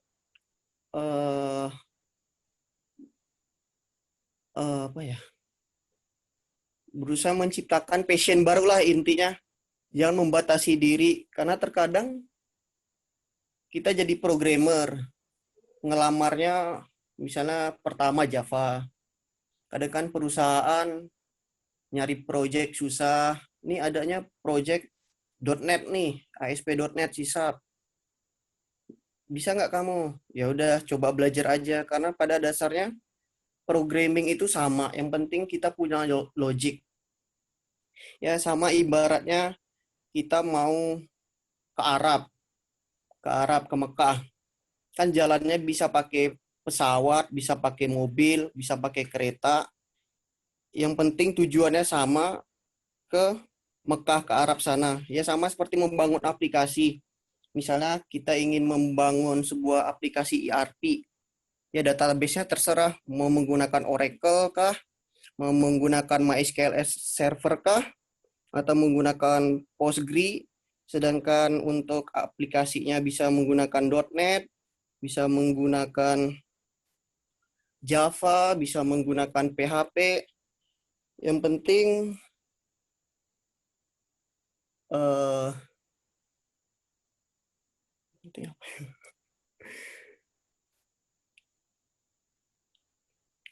ya gitu. Yang penting pada dasarnya basic dan logiknya itu sama, tinggal cara mengemudikannya yang berbeda. Ya tinggal explore aja, karena pada dasarnya saya juga programmer ATM ya. Amati tiru modifikasi, ngambil di Stack Overflow, dari pertanyaan kita cari bagaimana misalnya cara mengimplementasikan Oracle ke SAMPP, tinggal search. Yang penting sih kadang yang susah itu mencari kata kunci di Google sih. Nah, jadi kita mungkin harus lebih banyak mempunyai referensi dari senior-senior, memperbanyak referensi dari grup-grup. Ya, yang penting jangan malu bertanya lah. Walaupun kadang banyak orang-orang kan, kita bertanya, udah googling belum di Google? Ya udah googling, cuman kan kata kuncinya kita kadang meleset, kita cari ini yang keluar ini. Ya mungkin itu dari saya.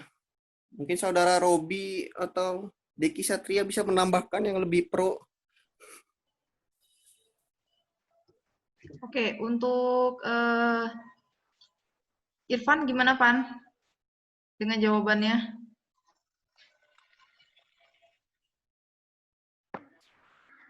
Iya Mbak, sudah cukup jelas Mbak apa yang sudah dijelaskan oleh abang-abang tadi mengenai apa yang saya tanyakan. Oke, pada intinya untuk membangun suatu marketplace kita harus melihat kebutuhan marketplace kita itu yang seperti apa. Kemudian yang pasti untuk membangun itu semua kan kita harus punya proposal ataupun rancangan dari bisnis itu sendiri. Nah, dari situ nanti akan terlihat seberapa banyak SDM yang kita butuhkan, kemudian background-backgroundnya itu harus apa saja. Dari situ itu nanti akan kelihatan. Pada intinya untuk membangun suatu usaha kita harus punya dulu rencananya, pasarnya, kemudian bagaimana sistem pembangunannya. Nah, sama halnya dengan kita membangun rumah. Sebelum kita membangun rumah kan kita otomatis harus punya lahannya. Begitu juga sampai seterusnya menjadi sebuah bangunan yang utuh. Nah, sama halnya juga dengan membangun sebuah bisnis ataupun bisnis marketplace lain sebagainya. Gitu. Oke, masih ada lagi yang ingin bertanya? Karena giveaway-nya masih ada loh. Rugi sekali kalau tidak bertanya. Kenapa? Nambahkan dikit yang tadi. Oh, oke, silakan. Mungkin sih kalau untuk secara teknis mungkin udah dijelaskan oleh teman-teman yang lain ya. Nah, tapi mungkin ada satu yang kelewat. Jadi kalau kalian pengen bikin bisnis itu cari teman yang sevisi. Yang penting itu dulu deh. Kalau udah ketemu teman yang sevisi, terus kalian udah tahu nih mau ngerjain apa, nah itu masalah skill set sih sebenarnya bisa kalian lengkapi sih, mau kalian pakai outsourcing kah atau mau kalian belajar sendiri, yang penting ketemu teman sevisi aja dulu deh. Intinya di situ. Dan Oke, terima kasih Bang Deki. Gimana? Adik-adik mahasiswa masih ada yang ingin bertanya? Sayang loh, giveaway-nya masih. Oh, oke. Satria Priyadi. Oke, silakan Satria. Ya, Assalamualaikum semuanya yang Waalaikumsalam. mengikuti webinar ini. Di sini pertanyaan saya untuk resume kan kita bisa. Sorry Satria. TI atau SI angkatan berapa? TI angkatan 17, Mbak. Oke, silakan. Untuk di resume itu kan kita bisa menyertakan sertifikat kayak gitu. Misalkan kita punya 2 sertifikat, tapi tingkatan atau tema dari sertifikat tersebut itu sama, cuma beda lembaga. Sebenarnya itu pengaruh tidak di resume kita? Oke, nah ini mungkin saya akan kasih untuk menjawab ini Kak Yodi dari 2009. Nah itu seperti mana Kak? Silakan Kak, bantu dijawab. Oke. Selamat pagi semuanya. Assalamualaikum warahmatullahi wabarakatuh. Waalaikumsalam. Wah, kebetulan kalau untuk resume ya, gini karena bidang pekerjaan saya ini paling berbeda sendiri. Ini saya nggak di software engineering segala macam. Saya gabungnya di PNS, tapi di bagian IT. Mungkin kalau untuk sertifikat, kebetulan saya nggak ada sertifikasi apa-apa sih ya. Cuma karena saya bagiannya dulu pendaftaran ke PNS, ke bagian negeri sipil, jadi kebetulan memang background-nya yang diambil tetap IT. Kalau untuk melengkapi resume ya, untuk sertifikasi itu penting sih. Soalnya pernah ada teman seangkatan saya, itu kebetulan saya sama Mas Azhar Firdaus ini, mentor saya ini, mentor pemrograman aliran benar. Soalnya ada mentor saya satu lagi, Mas Yutama, itu aliran sesat itu soalnya. Nah, itu yang kayak salah satu teman itu ada yang punya sertifikasi, dan itu memang penting. Kalau untuk masalah dia lembaganya beda, itu bisa diajuin berbarengan toh. Misalnya dari tempat kita melamar itu atau yang kita ngajuin resume itu lebih memilih yang mana. Siapa tahu dia taunya di sertifikat yang A yang kita punya, ternyata yang kita punya, misalnya kita punya 2 sertifikat A atau B, dan itu lembaganya berbeda tapi sertifikasinya sama. Itu kita bisa ajuin dua-duanya. Mungkin salah satu vendor yang menerima kita itu taunya dia sertifikat si A. Jadi untuk masalah itu tadi intinya kan yang mana mau diduluin gitu ya, atau yang mau diajuin, itu nggak masalah, ajuin aja. Kalau untuk itu soalnya kan saya bukan bagian, gimana ya bilangnya, saya kan baliknya lagi saya di institusi pemerintahan. Jadi kalau kayak di luar itu mungkin teman-teman yang lain bisa ngejawab lebih detail masalah sertifikasinya, cuman kalau ngelihat pengalaman itu kayaknya sertifikasi itu malah lebih diutamakan. Jadi kalau bisa sih sambil kuliah atau punya jeda waktu itu bisa ngambil kuliah online atau apa yang punya sertifikasi itu juga lebih bagus. Karena kalau misalnya, contoh misalnya mungkin nanti Mas Azhar bisa bantu juga. Misalnya kalau kayak kita di jaringan itu sertifikasi Cisco itu misalnya kita lulusan kampus manapun, walaupun kita dibilang, oh ini dari Bengkulu, dari daerah orang nggak tahu pun, tapi kalau kita punya sertifikasi salah satunya, itu bisa jadi nilai tambah yang paling tinggi banget itu. Jadi mau kita lawannya, misalnya kampus-kampus negeri yang lain, tetap sertifikasi kita itu bisa ngangkat nama kita, itu yang penting. Yang penting itu kalau sertifikasi intinya itu penting. Itu aja sih. Cuman kalau untuk, maaf, untuk yang lain-lain di luar itu saya kurang bisa ngejawab karena background saya nggak di maksudnya saya backgroundnya itu tadi kan saya udah terkungkung nih, saya di dalam arena institusi pemerintahan, jadi nggak bisa sembarangan keluar gimana saya nggak mungkin saya ngambil institusi. Cuma kalau freelance itu tetap saya jalan. Saya kebetulan background IT-nya itu kebetulan dulu belajar Java-nya sama Mas Azhar, itu mentor saya, tapi sekarang saya udah ninggalin Java ya. Saya sekarang udah ke web developer itu. Makanya itu kemarin di formulir pendaftaran saya ngajuin itu karena saya belum jago itu di bagian security, itu aja sih. Semoga bisa menjawab. Terima kasih. Assalamualaikum. Waalaikumsalam. Oke, terima kasih Kak Yodi. Satria, mungkin saya sedikit menambahkan ya untuk masalah sertifikat. Kebetulan saya juga kan di luar, selain saya ngajar, saya juga bergabung di salah satu perusahaan. Walaupun perusahaan itu perusahaan IT tapi masih merintis. Nah, dari pengalaman saya merekrut beberapa teman-teman berdasarkan dari pengalaman tim, selain kita melihat mereka itu lulusan dari mana, pada saat mereka punya sertifikasi, itu menjadi nilai tambah dan pertimbangan kita. Seperti Bang Yodi tadi bilang, walaupun kita lulusan dari daerah, begitu kita punya sertifikasi dan saingan kita ini anak-anak dari lulusan di sekitar sini, di kota-kota besar, itu menjadi poin plus ya, dan itu sangat menjadi pertimbangan untuk kita. Pasti kita akan, setidak-tidaknya mereka itu akan masuk ke sampai dengan tahap interview, karena kita pengen tahu apakah sertifikasi yang mereka punya ini benar-benar sesuai yang tercantum di dalam sertifikat atau yang seperti apa. Nah, jadi kalau misalnya teman-teman nanti, apalagi di masa-masa pandemi seperti ini kan banyak tuh ya, sertifikasi online, apa segala macam, nggak ada salahnya untuk diikuti nanti untuk menjadi nilai plus pada saat mencari pekerjaan. Dengan syarat jangan hanya mengikuti saja hanya untuk mendapat sertifikat, tapi benar-benar memang ada ilmunya. Seperti itu. Oke. Saya tadi kelewat ya, ternyata ada satu lagi yang pernah yang bertanya itu Fikri.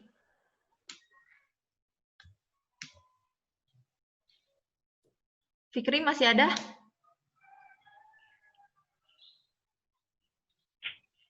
Halo Fikri. Oke, halo Fikri. Silakan Fikri.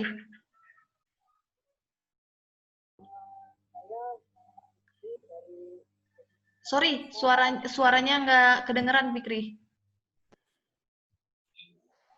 Tes, kedengaran, Mbak? Ah, ini jelas. Oke, silakan.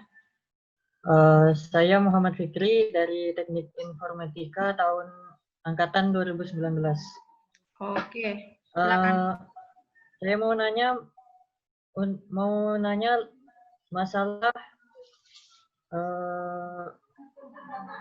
rekan kerja, Mbak. Kalau misalnya kita kerja di perusahaan atau mau bangun bisnis kayak itu, kita kan butuh yang namanya rekan kerja.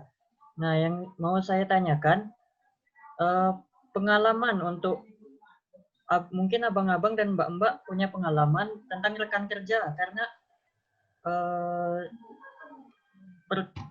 kadang kita kan ketemu rekan kerja yang diam-diam menghanyutkan kayak itu, Mbak. Yang kadang buang gitu lah, Mbak. Itu tuh ada nggak pengalaman yang bisa dibagi? Sama mau nanya gimana tipsnya cara milih rekan kerja itu gimana, Mbak? Itu kayaknya itu aja, Mbak. Terima kasih. Oke, terima kasih. Kak Azhar, monggo Kak Azhar dijawab. Oke, aku ya. Oke, rekan kerja ya. Oke, jadi kita coba balik lagi yang soal kakak jelaskan tadi ya. Itu sebenarnya tuh rekan kerja tuh bisa jadi opportunity, bisa jadi threat, ancaman. Jadi istilahnya kalau milih itu hampir susah kalau masuk institusi. Kecuali kalau pebisnis udah cak lobby ya, lu bisa milih temannya dewe. Tapi kalau lah kerja itu biasanya pasti ditentukan temannya siapa baik. Cuma ada case juga kau bisa pindah kalau misalnya udah license nggak tahan lagi kayak orang. Kalau milih teman itu tergantung orangnya juga, yang semasukan atau gimana bahasanya, yang pas gitu, yang enak. Tapi kalau jadi intinya itu kayaknya cak, kalau kayak kakak itu cak, kalian pasti bisa lewati itu. Malahan kalian gak kepikir lagi, karena kalau udah kerja itu paling lupa kiri kanan. Lagi kalau kalian lah aim dari mid ke senior, middle ke senior, itu gak lagi mikir egoisme individualis. Biasanya itu awal-awal aja sih gitu. Karena apa ya, baru-baru lulus kan, masih darah muda ini masih panas, masih ada konflik, gak pernah ribut, gimana gitu. Tapi kalau lah setahun 2 tahun, nggak ngerti lah, apalagi enaknya lah, kalau misalnya dewasa mungkin yang ya maaf kata ya mungkin yang apa ya, yang lebih tua mungkin juga lebih dewasa lah. Jadi tergantung orangnya juga sih. Jadi santai aja, no worries, itu threat-nya tidak perlu bahaya nih ya. Tapi kalau kita terlalu lengah gitu bisa jadi ancaman juga. Kalau kerjaan kadang-kadang bisa jadi nyong hambat kerjaan, nyong nyusahkan gitu. Karena berhubung kan kalau kakak kan software engineer, jadi pairing itu penting ya. Jadi kalau misalnya Iko kerjaan itu ngambat kerjaan kakak. Solusi itu biasa satu, ngomong ke Inyo, tolong Iko diselesaikan, atau tidak, ya lapor manajer. Itu aja sih. Oke. Intinya kalau untuk tim kerja itu dengan makin banyak kita membangun relasi ataupun misalkan tempat kerjanya itu pindah gitu, nanti kita akan menemukan sendiri bagaimana rule menemukan teman kerja yang baik atau tim yang solid gitu ya. Jadi dengan berjalannya waktu itu nanti akan kebentuk sendiri, kita akan bisa menilai teman-teman yang kira-kiranya cocok dengan kita dijadikan satu tim itu yang seperti apa.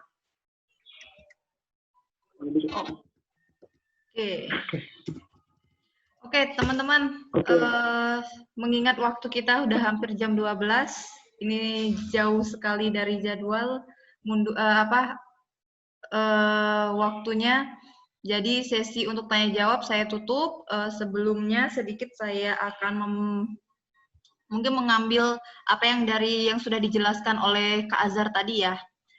Dari materi yang sudah dijelaskan itu tentang SWOT, di mana untuk kita mendapatkan pekerjaan ataupun membangun karir dan pengembangan diri, itu tentunya kita harus menerapkan beberapa metode, salah satunya itu metode SWOT ini, yaitu mulai dari kekuatan, kelemahan, kesempatan, dan ancaman. Nah, dari 4 hal tersebut, kita bisa melihat seperti misalkan kekuatan. Kekuatan ini bisa datang dari internal ataupun eksternal. Dan kemudian untuk kelemahan itu sendiri berupa updatean, berupa informasi yang kita dapatkan semasa kita kuliah ataupun di dalam proses kita mendapatkan suatu pekerjaan. Nah, itu bagaimana kelemahan yang ada di dalam diri kita menyadari dan kita ingin merubah hal tersebut menjadi sesuatu yang yang bisa kita kembangkan, dan itu bisa menjadi nilai plus untuk kita ke depannya. Nah, kemudian untuk kesempatan sendiri, bahwa kesempatan seperti halnya dengan kegiatan ini merupakan bagian dari opportunity. Karena kenapa? Di dalam opportunity tadi kan telah dijelaskan kita membangun ataupun membuka peluang kesempatan-kesempatan pekerjaan. Mungkin dengan adik-adik yang hadir hari ini di acara ini, jadi lebih tahu siapa Bang Azhar, kemudian siapa Bang Yodi, kemudian siapa Bang Deki, kemudian siapa ternyata owner dari Bagikot, ternyata alumni dari UNIP. Nah, dengan hal-hal kegiatan yang kita lakukan seperti ini, kita akan menambah informasi dan nanti akan bisa menjadi referensi kita. Misalkan adik-adik semuanya butuh tempat KP ataupun tempat magang, atau mungkin nanti juga butuh pekerjaan, mungkin sudah kenal, sudah tahu, itu bisa menjadi relasi untuk pengembangan diri ke depannya. Dan yang terakhir yaitu ancaman. Ancaman itu bisa juga datang dari dalam ataupun dari luar. Dari dalam sendiri ancaman bagaimana kalaupun misalnya kita tidak melakukan pengembangan ataupun update terhadap sesuatu perkembangan teknologi, itu juga bisa menjadi ancaman untuk kita karena kita tidak bisa bersaing di luar. Nah, dengan kita merasa bahwa itu menjadi ancaman, kita berusaha untuk melakukan update terhadap apa yang ada sekarang. Oke, mungkin itu aja summary dari saya. Dan nanti untuk materi yang sudah disampaikan oleh Kak Azhar nanti bisa kita share ke teman-teman, khususnya untuk adik-adik mahasiswa.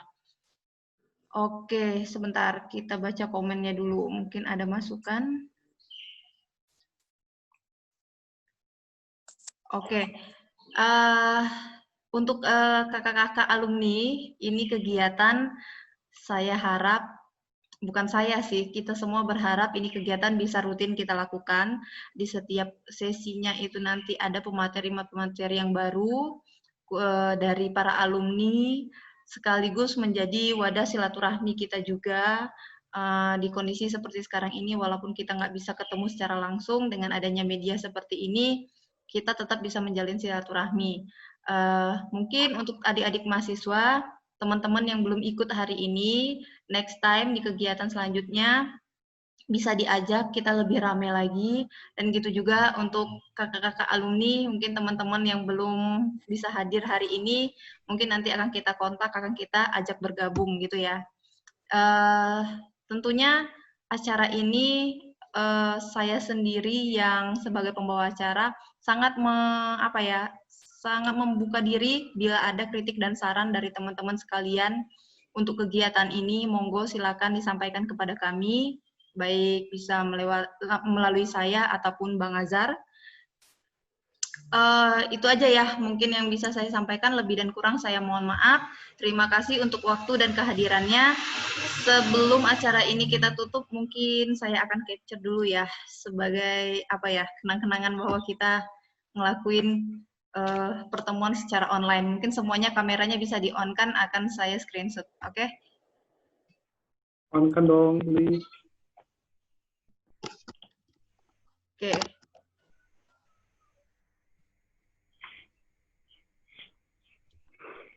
Oke, silakan kameranya di-on-kan.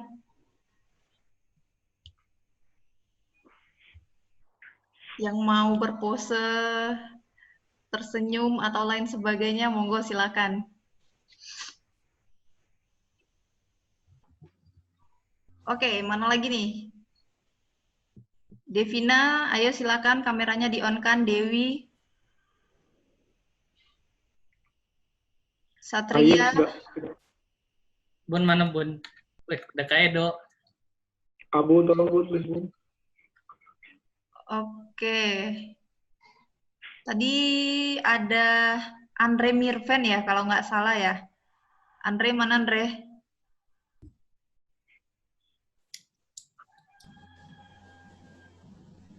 Pokoknya Andre udah keluar ya.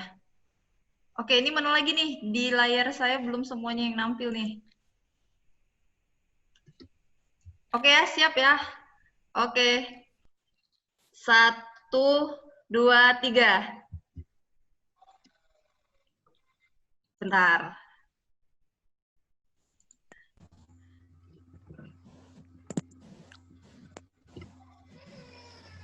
Oke, sekali lagi ya. Oke, sekali lagi. 1, 2, 3. Oke, makasih teman-teman. Yuk, sama-sama. Sama-sama, Mbak. Oke, terima kasih ya untuk waktunya. Saya tutup. Wassalamualaikum warahmatullahi wabarakatuh. Waalaikumsalam warahmatullahi wabarakatuh.